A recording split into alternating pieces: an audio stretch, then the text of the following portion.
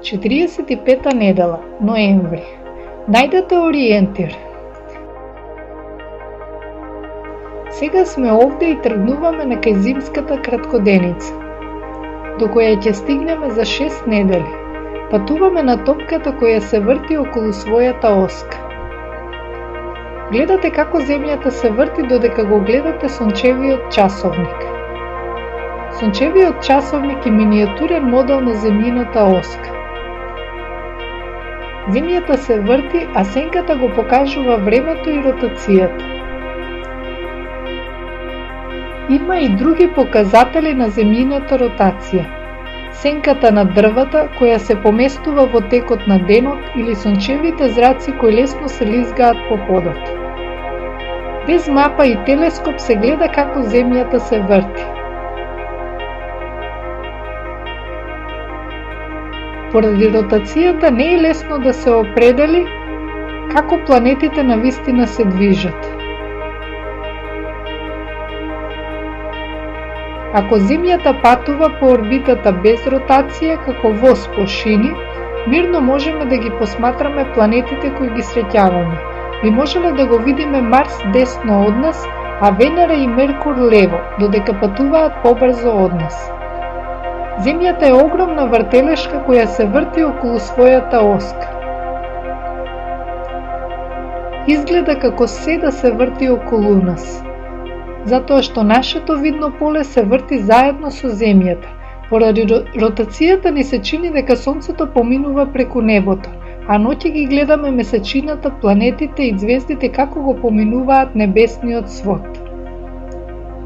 Не можеме да го видиме нивното вистинско движење. Поради земјината ротација го гледаме небото како пилот кој пробува да слета на пистата додека авионот се врти. Треба да го запреме видното поле. За да го сватиме вистинското движење на месечината, треба да ја исклучиме ротацијата на Земјата. Но како? Со тоа што ќе најдеме ориентир на хоризонтот. Изберете ја зградата преку патот, следете го движењето на месечината. Патува на небото одлево надесно, но во стварноста не е така. Нас само ни се чини поради земјината ротација. Утре навечер ќе го видите вистинското движење на месечината, затоа што ќе биде за ширина на 2 раце повеќе во лево, а следната ноќ уште повеќе во лево. Поместувањето од ноќ во ноќ ни покажува дека месечината се врти околу Земјата и за 29 денови после целосната револуција се враќа во истата точка во која што беше вечерва.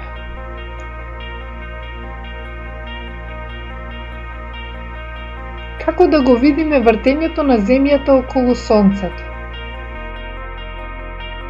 Додека Земјата се движи, се менува аголот на сончевите зраци.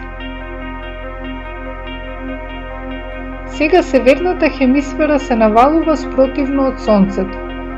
Од ден во ден Сонцето е се пониско на хоризонтот.